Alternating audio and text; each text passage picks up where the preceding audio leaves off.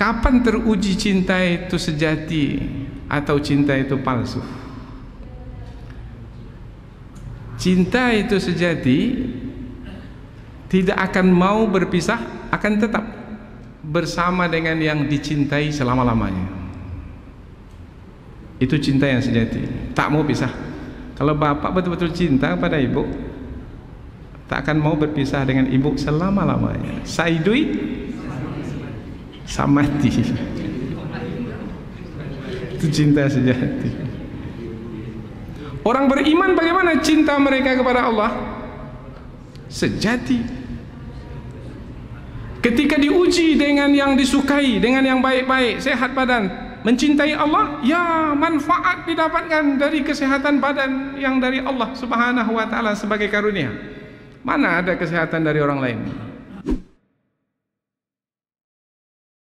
Assalamualaikum teman-teman.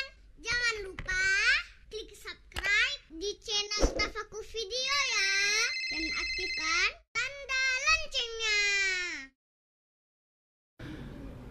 A'udzu billahi minasyaitonir rajim. Bismillahirrahmanirrahim. Assalamualaikum warahmatullahi wabarakatuh. Alhamdulillahi rabbil alamin, wa bihi nasta'in ala umurid dunya waddin, nasta'inuhu wa nastaghfiruh, wa na'udzu billahi min shururi anfusina wa min sayyiati a'malina, faman yahdihillahu fala mudilla lahu wa man yudlil fala hadiya lahu. Asyhadu an la ilaha illallah wahdahu la syarika lahu wa ashhadu anna Muhammadan abduhu wa rasuluhu la nabiyya ba'dah. Amma ba'd. Puji syukur kehadirat Allah Subhanahu wa taala yang masih melimpahkan rahmat dan nikmatnya. Kita bersyukur dengan mengucapkan alhamdulillahi rabbil alamin. Kemudian tidak lupa pula bersalawat kepada Rasulullah dengan mengucapkan Allahumma salli ala sayyidina Muhammad wa ala ali sayyidina Muhammad, dan bersalam kepada Rasulullah dengan ucapan Assalamu alayka ya Rasulullah. Alhamdulillah, kita dapat kembali meneruskan pengajian usaha-usaha untuk mencapai kelembutan hati. Ada 12 usaha yang apabila kita lakukan, insyaAllah kita akan mendapatkan kelembutan hati. Dari yang 12 kita sudah mempelajari 6, dan kita akan masuk ke 6 yang berikutnya. 6 yang telah kita pelajari yaitu 3 dalam mempercayai Allah. Mempercayai Allah sebagai Rabb adalah salah satu usaha untuk mencapai kelembutan hati. Kemudian mempercayai Allah sebagai ilah dan mempercayai Allah dengan beramal. 3 ini sudah kita lalui. Kemudian kita masuk pula kepada 3 yang berikutnya, yaitu meyakini Allah. Meyakini Allah dengan ilmu yang kita miliki. Dengan ilmu yang kita miliki, kemudian kita meyakini Allah, itu akan membuahkan kelembutan hati. Hati kita akan menjadi lembut. Dan lebih lembut apabila kita meyakini Allah dengan melihat kemahakuasaan Allah. Melihat kemahakuasaan Allah, melihat dengan mata kekuasaan Allah yang ada di alam semesta melalui ciptaannya. Kemudian melihat dengan hati sehingga kita memahami bahwasanya yang menciptakan alam semesta ini adalah yang memiliki sifat kesempurnaan. Kemudian yang ketiga, akan tercapai usaha kita yang lebih tinggi lagi di dalam mendapatkan kelembutan hati apabila kita meyakini Allah dengan keyakinan yang kokoh, yang tetap, yang tidak akan pernah berubah. Nah, yang kedua itu kita sebut dengan ilmul yakin, ainul yakin, dan hakul yakin. Jadi 3 pertama, 3 kedua, sudah 6. Sekarang 6 lagi, yaitu 3 dan 3 juga.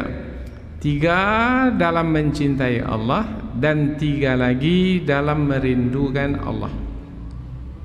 Sekarang kita masuk ke dalam mencintai Allah. Usaha untuk mencapai kelembutan hati adalah dengan mencintai Allah. Mencintai Allah yang pertama malam hari ini, dan kita akan sambung nanti pada pertemuan yang berikutnya. Mencintai Allah dengan ujian yang baik. Kemudian nanti mencintai Allah dengan ujian yang buruk. Kemudian yang ketiga, mencintai Allah dengan hasil ujian.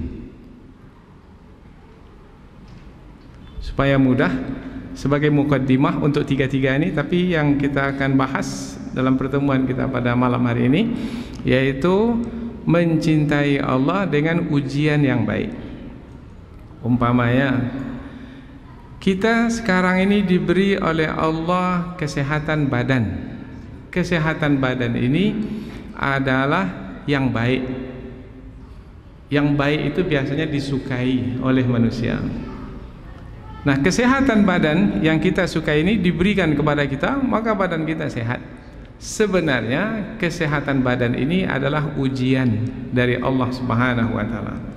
Kita merasakan manfaatnya, ya, kita merasakan manfaatnya. Karena kita mendapat manfaat. Sudah berapa lama kita diberi kesehatan oleh Allah? Ada yang sudah 60 tahun sehat-sehat. Kalaupun ada sakit hanya beberapa hari saja. Tak berbandinglah dengan kesehatan yang lama yang kita rasakan.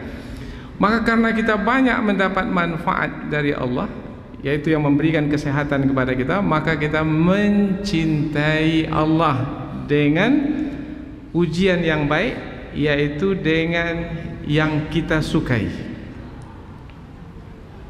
Nah, apabila kita mencintai Allah dengan ujian yang baik, maka bermakna kita telah mencapai kelembutan hati.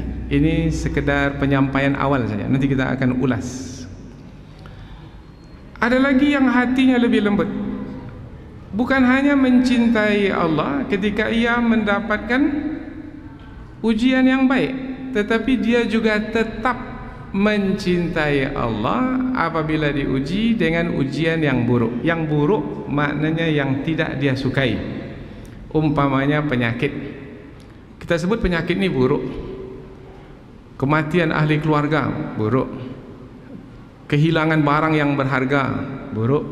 Kemalangan di jalan raya, buruk. Ini adalah yang buruk-buruk. Ini ujian yang buruk, maknanya yang tidak kita sukai. Karena semua manusia pasti tak suka. Ada yang suka penyakit? Mana ada? Tak ada yang suka penyakit. Suka kemiskinan? Tidak. Tetapi semua itu adalah ujian. Allah uji kita dengan yang kita sukai, yang kita sebut baik. Allah uji juga kita dengan yang tidak kita sukai, yang kita sebut buruk. Ini disebutkan dalam surah Al-Anbiya ayat 35. Kullu nafsin dha'iqatul maut. Setiap yang bernyawa pasti akan merasakan mati. Sambungannya, wa nabluukum bisyarri wal khairi fitnah.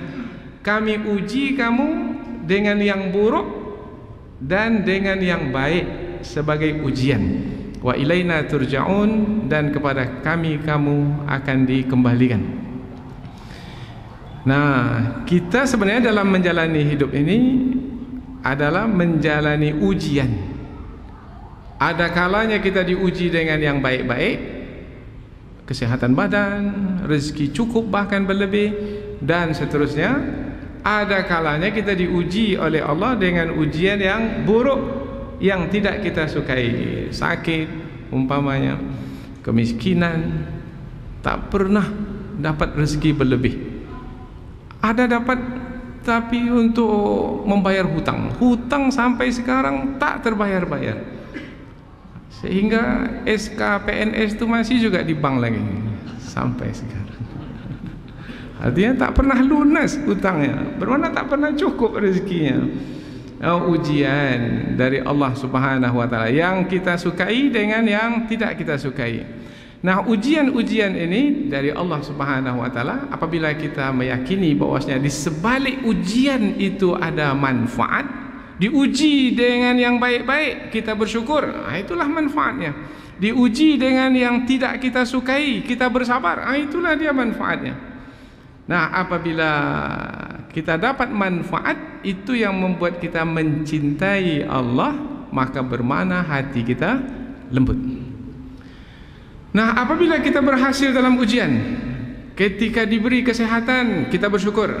Ketika diuji dengan penyakit, kita sabar. Hasilnya adalah Allah akan memberikan karunia dari sisinya, balasan dari sisinya, bukan hanya di akhirat, di dunia ini. Nah, dengan hasil-hasil, karena kita berhasil dalam ujian, maka kita menjadi lebih mencintai Allah. Jadi ada 3. Bisa buat kesimpulan? 3? Sebenarnya sudah kesimpulan ini, karena ini muqaddimah untuk 3 pengajian. Nah, yang pada malam hari ini yang kita bahas hanyalah mencintai Allah dengan ujian yang baik. Yang baik maknanya yang bermanfaat, yang kita sukai. Mencintai, kita bahas dulu kata mencintai ini. Memang biasa kita menggunakan kata mencintai ini. Bapak pernah mencintai seseorang? Pernah? Siapa? Semua kita pasti pernah mencintai. Yang paling kita cintai dari manusia siapa? Dari kalangan manusia. Nanti mau kita bawa kepada Allah. Nah, sekarang dari kalangan manusia. Dari kalangan manusia yang paling kita cintai siapa?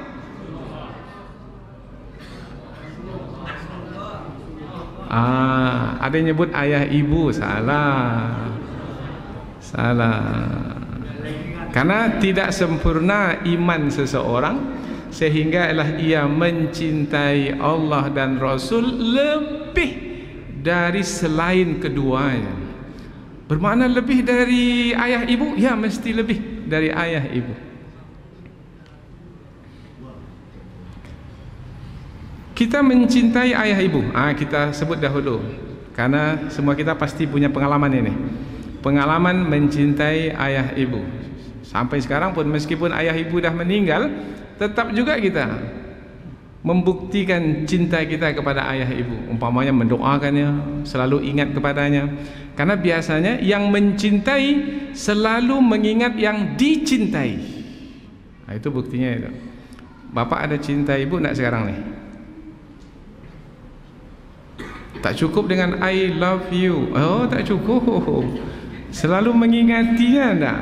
Karena biasanya yang mencintai selalu ingat kepada yang dicintai. Selalu menyebut-nyebut. Dulu Ustaz sebelum nikah ya, tapi sekarang ini bermakna cintanya itu cinta sementara menjelang dapat. Setelah dapat tidak lagi.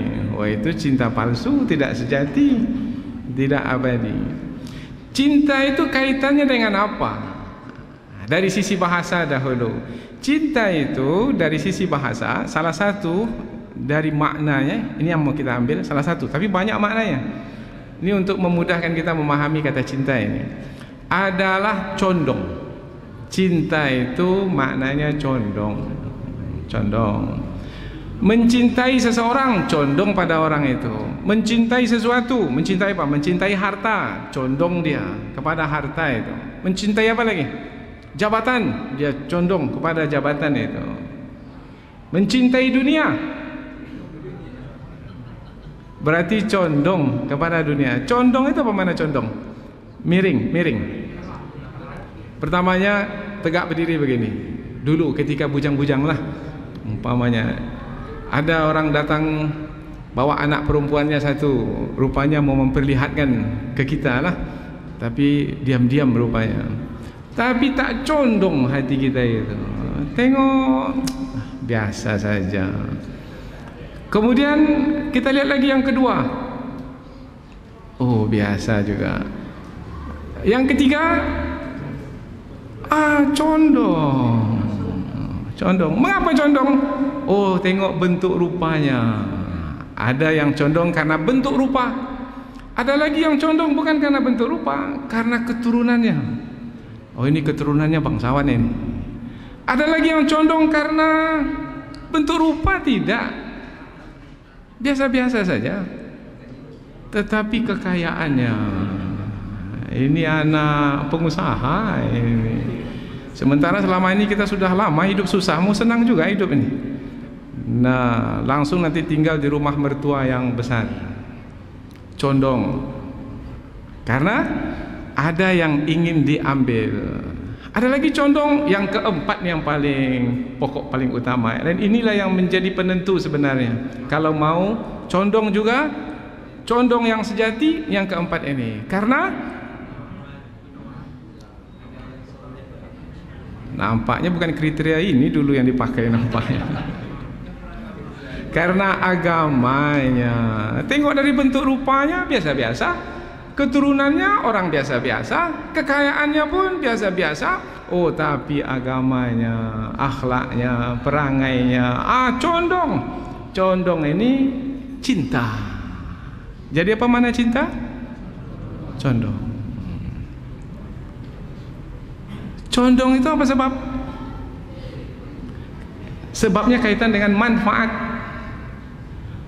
Bentuk rupa, karena ingin manfaat lah bentuk rupa. Senang kalau pasangan hidup itu cantik jelita, suaminya gagah perkasa, biasa itu.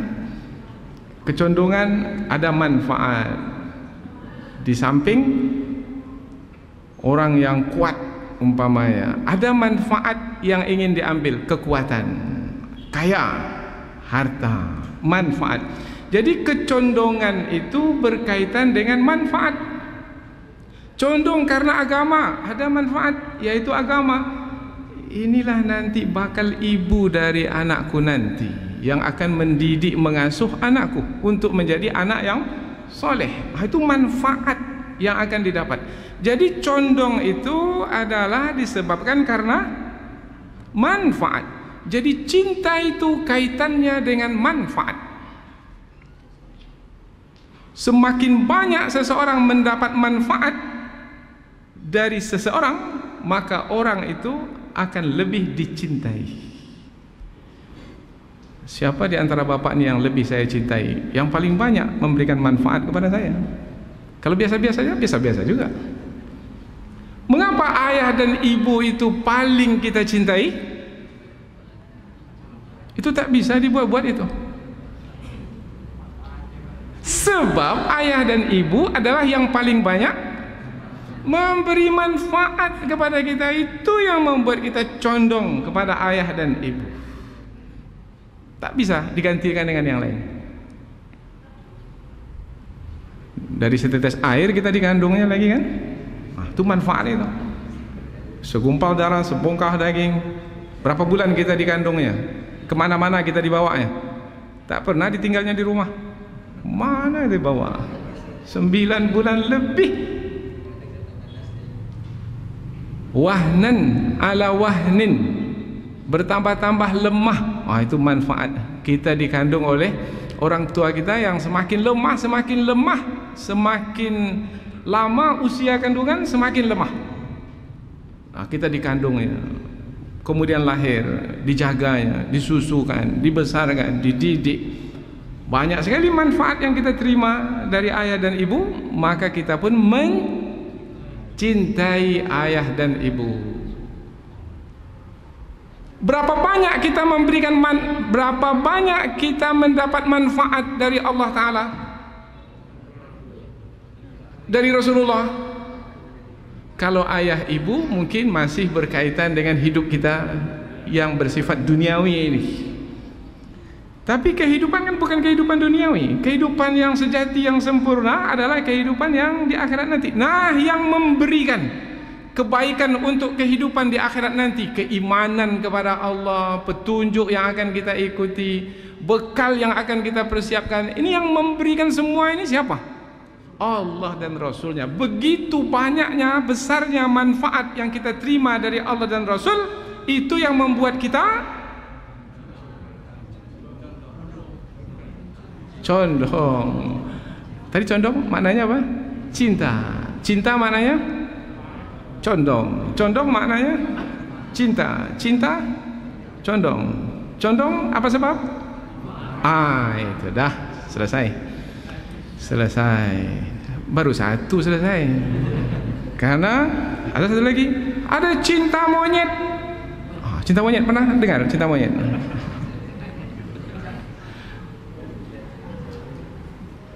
Cinta-cintaan, bukan cinta sejati. Cinta bohongan, cinta dusta. Yang mana pula itu? Kan digunakan juga kata cinta. Ya, condongnya itu bukan karena tadi condong itu berkaitan dengan apa? Hati kan? Condong banyak dapat manfaat, hati kita condong kepadanya. Bukan badan kita yang condong, dah. Ini kaitannya pembahasan dengan hati ini. Hati kita condong. Nah, yang membuat hati ini condong, ada dua dalam hati itu yang membuat seseorang menjadi condong. Yang pertama, iman. Satu lagi, yang kedua, nafsu. Yang membuat condong ini apa? Imannya yang membuat condong atau nafsunya yang membuat condong? Nah, kalau imannya yang membuat condong, itu cinta sejati. Tapi kalau nafsunya yang membuat condong, bertentangan dengan keimanannya kepada Allah, itu cinta monyet pun sejati. Antara monyet dengan monyet. Cinta palsu, cinta dusta. Nah, orang-orang kafir itu, orang-orang kafir ada iman tidak dalam hati mereka? Orang kafir, kafir, ada iman tidak dalam hati mereka? Kalau ada iman, tak jadilah disebut orang kafir.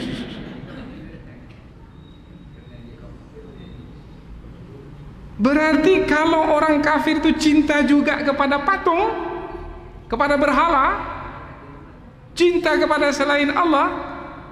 Karena kan orang kafir itu kan cinta juga kan kepada patung, diletakkan patung di tempat peribadatannya, bahkan di catnya itu cat dari emas pula. Disuguhkan apa? Sesajen. Kemudian mau masuk untuk menyembah patung, menunduk-nunduk, kemudian bersungkur di depan patung, bersujud, melambai-lambai kepada patung, sangat cinta kepada patung. Itu cinta apa? Orang kafir itu cinta apa? Cinta palsu. Karena tak ada iman dalam hati. Bermakna kalau condong juga dia kepada berhala, berarti condongnya itu karena nafsu.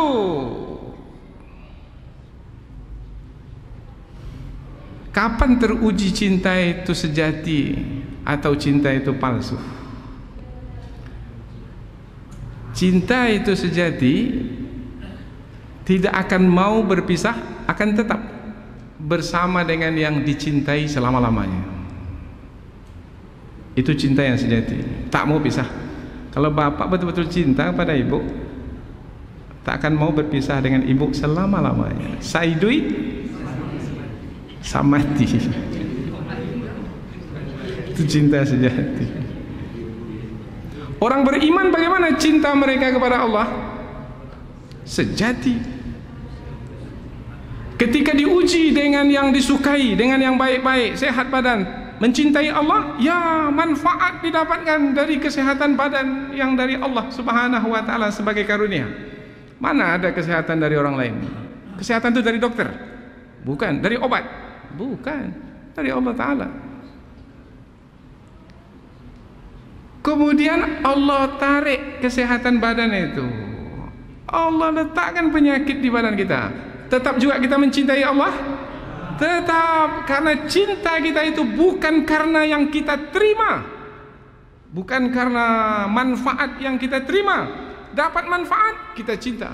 Tidak dapat manfaat, tetap cinta. Karena cinta itu bukan karena kesehatan atau penyakit, cinta kita itu adalah karena Allah, karena keimanan kita kepada Allah. Maka kita tetap ingat Allah Ta'ala.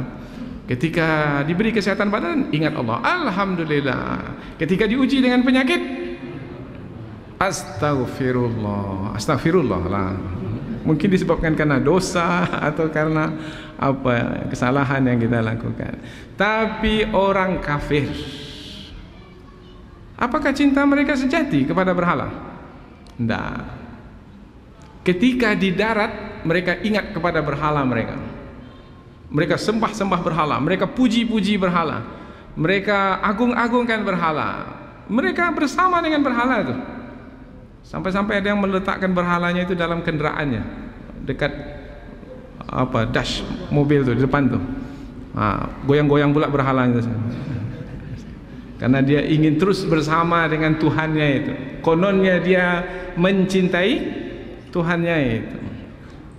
Tapi Allah menyebutkan cinta itu cinta palsu. Apa sebab? Ketika mereka pergi berlayar ke lautan, fa idza rakibu fil fulki, tengah laut datang ombak besar, angin kencang akan menenggelamkan kapal mereka. Apakah mereka tetap meminta, memuji, mengagungkan berhala yang mereka sembah ketika di darat? Nah, ketika itu siapa yang mereka panggil? Allah, pencipta dan penguasa alam semesta. Karena mereka sadar, akalnya muncul, memahami bahwasanya yang akan menyelamatkannya bukan berhala yang dia sembah ketika di darat, tetapi penguasa alam semesta, penguasa lautan itu, Allah Subhanahu wa taala yang akan menyelamatkannya. Da'awullaha mukhlishina lahuddin. Falamma najjahum ilal barri, tapi ketika dikembalikan ke darat, diselamatkan sehingga kembali ke darat, fa idzahum musyrikun, mereka kembali menyekutukan Allah. Jadi sekali mereka ingat, ketika senang mereka ingat berhala, ketika susah di tengah laut mereka ingat Allah. Ini namanya cinta dusta. Ketika dikasih cincin, dikasih gelang, dikasih kalung, ini istri biasanya ini. Apa kata istri? Aku abang sayang. Sayang abang. Ketika kita minta balik macam mana? Mari sini. Karena nih usaha abang sekarang nih merosot ini. Ini modal kurang. Abang minta balik cincin tuh, sini, gelang. Apa kira-kira? Iya, abang sayang?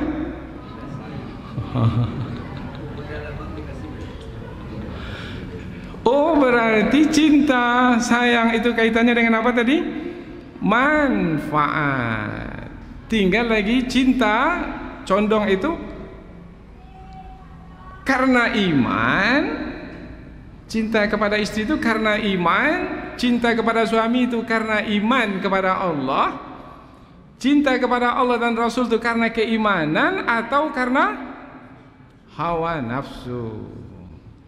Karena orang-orang musyrik itu juga mengatakan cinta kepada Allah, tapi dalam waktu yang sama dia tinggalkan juga Allah Ta'ala, karena dia juga mengingat selain Allah, menyekutukan Allah. Surah Ali Imran ayat 31.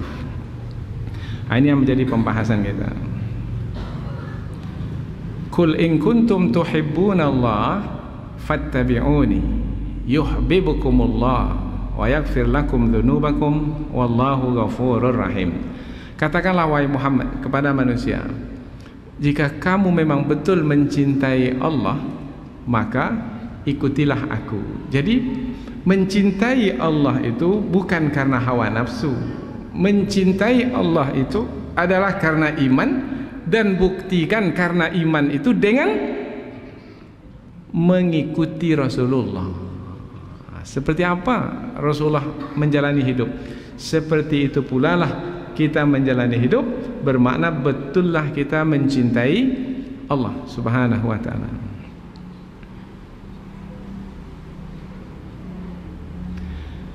Umat-umat yang terdahulu ketika rasul-rasul diutus kepada mereka,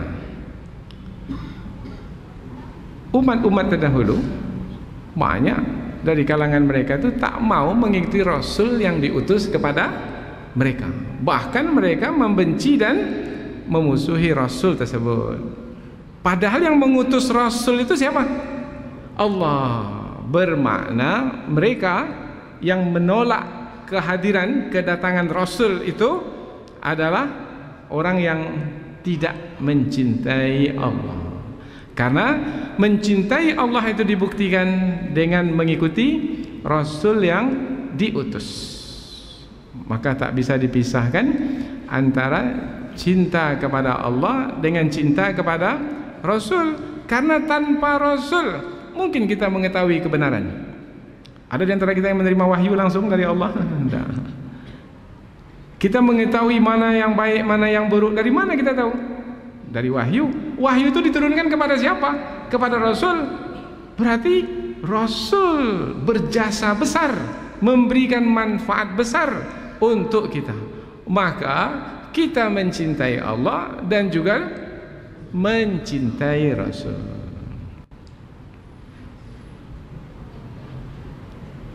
Karena manfaat yang kita dapatkan dari Allah, dari Rasul, yang paling berharga sekali adalah mengetahui kebenaran, mengetahui petunjuk, mengetahui kebenaran sehingga kita mendapatkan kebaikan. Mengetahui petunjuk, kemudian kita mengikuti petunjuk tersebut, maka kita bisa sampai ke tujuan. Tujuan kita kemana?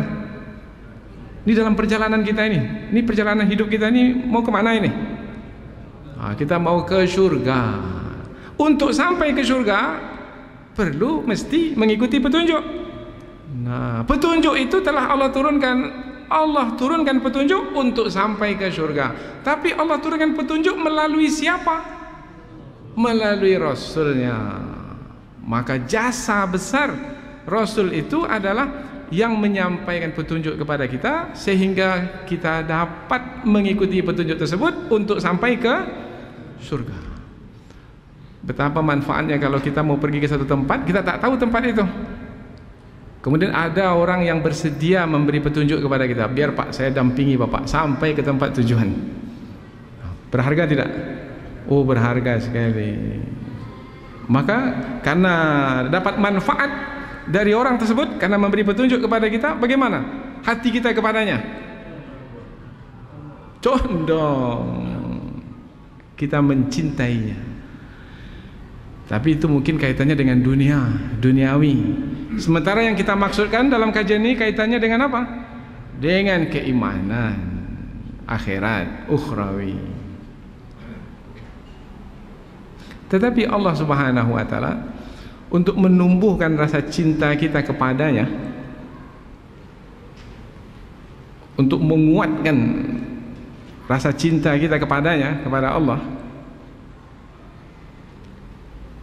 Allah mengingatkan kita kepada manfaat-manfaat yang diberikannya kepada kita, yang berkaitan dengan kehidupan kita sehari-hari.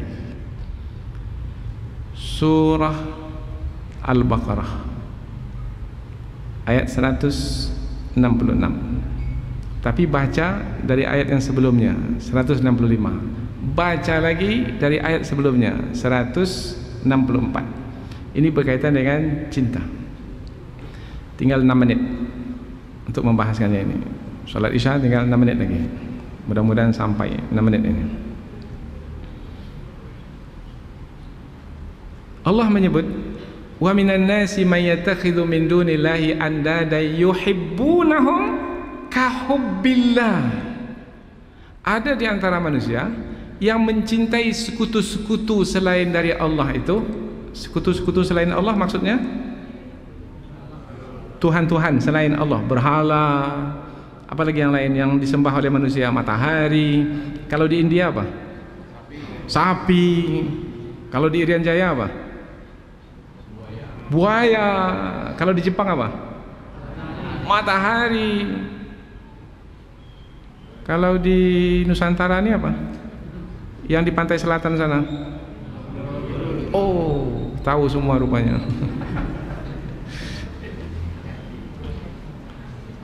Yuhibbunahum, mereka orang-orang yang menyekutukan Allah itu mencintai selain Allah itu, sekutu-sekutu bagi Allah itu, kahubbillah, mereka mencintai seperti mencintai Allah. Sepatutnya tidak demikian. Apa sebab?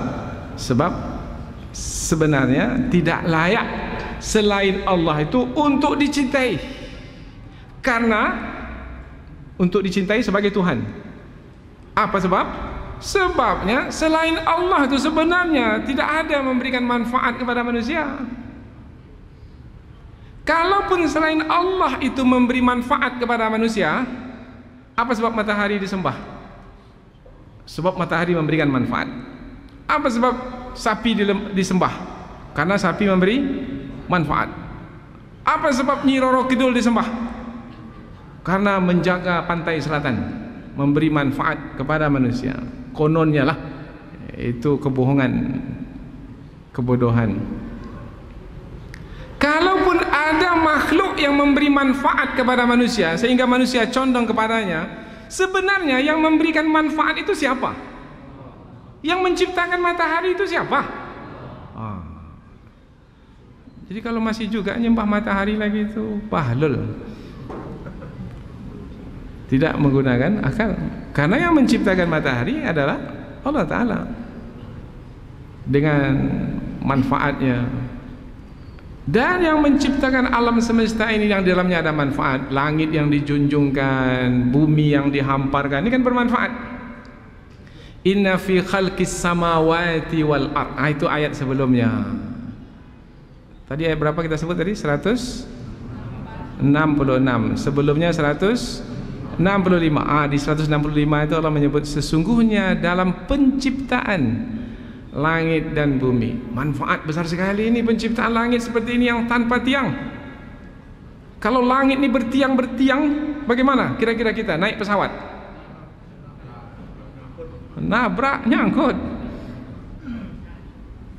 Maka sekarang ini ada ingin membangun masjid, bagaimana supaya tak ada tiang di tengah-tengah masjid itu, supaya nyaman. Allah buat langit ini terjunjung tanpa tiang, manfaatnya tinggi sekali. Allahu Akbar. Sehingga banyak udara di angkasa ini, manfaat untuk kita. Sehingga menguaplah air banyak ke atas kita ini, kemudian menggumpal menjadi awan, kemudian turun berupa hujan. Kalau langit rendah macam mana kira-kira? Ini sederhana sekali manfaat yang kita rasakan dari penciptaan langit dan penciptaan bumi. Wakhtilafil laili wan nahar. Ini manfaat. Siapa yang memberikan manfaat ini? Penciptaan langit yang seperti ini, penciptaan bumi yang seperti ini, pergantian malam dan siang. Allah. Apa manfaat malam kemudian digantikan dengan siang? Untuk tempat kita istirahat malam. Allah sediakan waktu untuk istirahat, supaya pada waktu siang hari badan kita segar untuk bekerja. Maka malam dibuat gelap, supaya ketika kita beristirahat dapat beristirahat dengan tenang, pulih kembali kesegaran badan kita. Kemudian diterbitkan matahari di siang hari supaya kita bisa bergerak ke sana kemari karena terang, nampak jalan yang ditempuh, bisa kita berhubungan dengan siapa-siapa. Ini manfaat. Kalaulah Allah takdirkan siang aja selama-lamanya, tak ada malam, bagaimana? Letih kita. Atau malam saja, tak ada siangnya, tak kuat. Ini manfaat pergantian malam dan siang. Wakhtilafil laili wan nahar. Apa lagi? Wal fulkil lati tajri fil bahr. Kemudian kapal yang berlayar di lautan. Yang membuat kapal berlayar itu siapa sebenarnya? Allah Ta'ala, yaitu dengan membuat air itu cair. Kalau Allah bekukan laut itu, sungai itu. Ada kita dengar kisah kan, berita kan, tiba-tiba saja kapal itu berhenti, tak bisa lagi berlayar sebab laut beku. Yaitu dengan laut itu cair, itu adalah manfaat. Siapa yang menetapkan laut itu cair sehingga memberikan manfaat bagi manusia? Allah. Berarti begitu banyak manfaat yang kita terima dari Allah Subhanahu wa taala.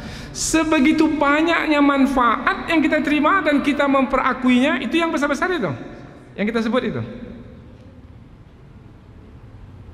Tak juga condong kepada Allah, tidak juga mencintai Allah. Berarti pertanda hati itu dah selesai pengajian. Itulah dia judul pengajian. Kan judul besar kita apa tadi?